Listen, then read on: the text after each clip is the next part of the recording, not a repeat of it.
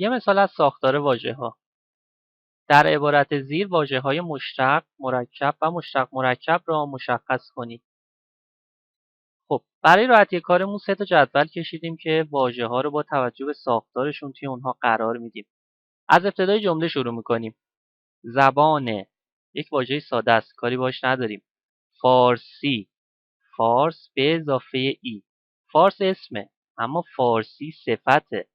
پس یه اینجا اسم رو تبدیل به صفت کرده. یک واژه مشتق. یکی، دقت کنید یه اینجا برعکس واژه قبلی تغییری در ساختار واژه ایجاد نکرده. پس یک نکره است.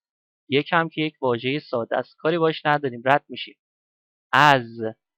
از جزو حروف ربط و اضافه است، واژه ساده است. زبانهای، ها نشونه جمع، ندید میگیریمش، اما زبان یک واژه ساده است، کاری باش نداریم. شیرین، شیرین هم یک واژه ساده است، رد میشیم. و پرمایه، پرمایه از 2 تک واژه آزاد تشکیل شده. پر و مایه یک واژه مرکبه. جهان واژه ساده است. از فعل ساده. که طی واژه ساده است. قرون ساده. متمادی، متمادی یک واژه ساده است. دقت کنید یه اینجا جزء واژه است. متمادی یک واژه ساده‌ای که تنها از یک تک واژه ساخته شده که قابل تجزیه نیست. ادامه میدیم. به دست ساده. گویندگان یک صامت میانجیه. الف و نون هم که نشونه جمعه.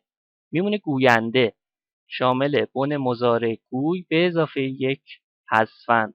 یک واژه مشتقه.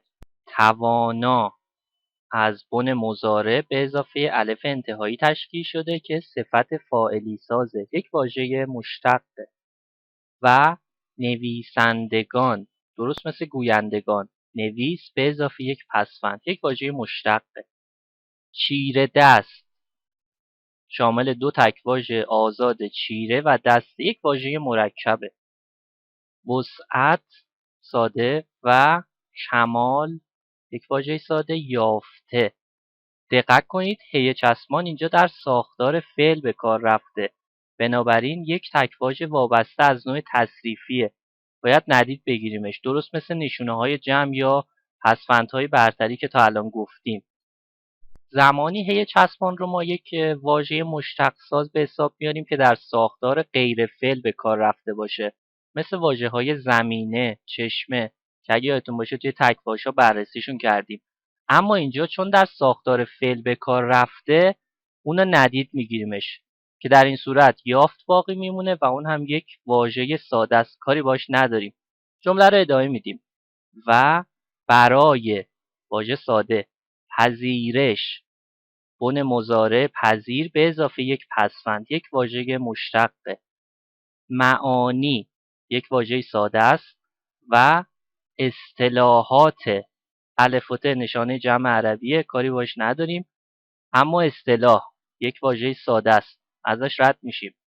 گوناگون اگه دقت کنید میبینید که در ساختار واژه یک میانبند به کار رفته.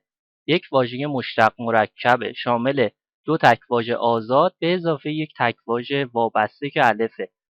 علمی، علم اسمه اما علمی یک صفته. پس یه اینجا اسم رو تبدیل به صفت کرده، میشه یک واژه مشتق. ادبی، ادب اسمه اما ادبی درست مثل علمی یک صفته. پس یه اینجا هم اسم رو تبدیل به صفت کرده. یه واژه مشتق دیگه داریم. هنری، هنر اسم و هنری صفت، درست مثل 2 تا واژه قبلی. یه اینجا وابسته از نوع اشتقاقیه، ساختار واژه رو تغییر داده. یک واژه مشتق دیگه داریم. و قبول واژه ساده. ترکیب های نشونه جمع که کاری نداریم، اما ترکیب باز یک واژه ساده است، کاری باش نداریم. جدید واژه ساده. آمادگی از آماده به اضافه گی تشکیل شده، یک صامت میانجی اما ای پسوند ماست. کامل یک واژه ساده. یافته است فعل ماست. پس ما جمعاً اینجا 9 تا واژه مشتق داریم، 2 تا واژه مرکب و یک واژه مشتق مرکب.